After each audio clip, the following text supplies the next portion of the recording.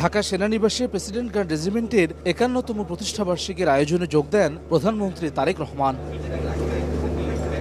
Cake কেটে প্রতিষ্ঠাবার্ষিকীর উদ্বোধন করেন সরকার প্রধান। কুশল বিনিময় করেন চট্টগ্রামে শহীদ রাষ্ট্রপতি জিয়া রহমানের সঙ্গে শহীদ হওয়া ৫ পিজিআর সদস্যের পরিবারের সঙ্গে। এ সময় সাইবার যুদ্ধসহ বহুমাত্রিক চ্যালেঞ্জ মোকাবেলায় বাহিনীগুলোকে আরও আধুনিক এবং প্রশিক্ষিত হওয়া জরুরি উল্লেখ করে সশস্ত্র বাহিনীকে আরও আধুনিকায়নের উদ্যোগ নেওয়া হয়েছে বলে জানান প্রধানমন্ত্রী। বহুমাত্রিক চ্যালেঞ্জ মোকাবেলায় শুধুমাত্র পিজিআরই নয়, প্রতিটি বাহিনীকেই আধুনিক এবং সময়োপযোগী প্রশিক্ষণের মাধ্যমে নিজেদেরকে সার্বক্ষণিক প্রস্তুত রাখা অত্যন্ত জরুরি। সশস্ত্র বাহিনীর পাশাপাশি পিজিআর কিংবা এসএসএফ এর মতন সফিস্টিকেটেড বাহিনীগুলোকেও সরকার আরো আধুনিকায়নের পরিকল্পনা গ্রহণ করেছে। এই বিষয়ে যথা নিয়মে পদক্ষেপও গ্রহণ করা হচ্ছে।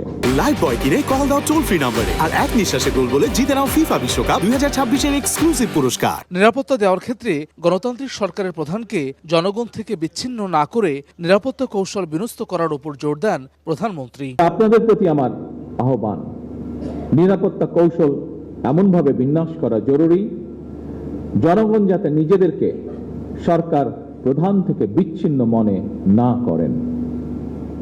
একটি গণতান্ত্রিক সরকারের প্রধান হিসাবে আমি জনগণের বিশ্বাস এবং ভালোবাসার উপরে আমার আস্থা এবং নির্ভরতা বজায় রাখতে চাই। প্রধানমন্ত্রী বলেন, সশস্ত্র বাহিনী দেশপ্রেমে উদ্বুদ্ধ হয়ে পেশাদারিত্ব বজায় রাখলে দেশের স্বাধীনতা সার্বভৌমত্ব কখনো হুমকির মুখে পড়বে না। সশস্ত্র বাহিনী যদি দেশপ্রেমে উদ্বুদ্ধ হয়ে কঠোর নিয়মবর্তিতা অনুসরণ এবং পেশাদারিত্ব বজায় রাখেন, তাহলে দেশের সার্বভৌমত্ব আর কখনোই হুমকির সম্মুখীন হবে না বলে আমি বিশ্বাস করি, ইনশাআল্লাহ। এর আগে আলাদা অনুষ্ঠানে রাষ্ট্রপতি বলেন, সশস্ত্র বাহিনী হবে চতুর্মাত্রিক।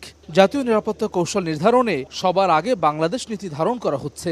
সরকার সশস্ত্র বাহিনীকে আধুনিক চতুর্মাত্রিক বাহিনী হিসাবে গড়ে তুলতে অঙ্গীকারবদ্ধ।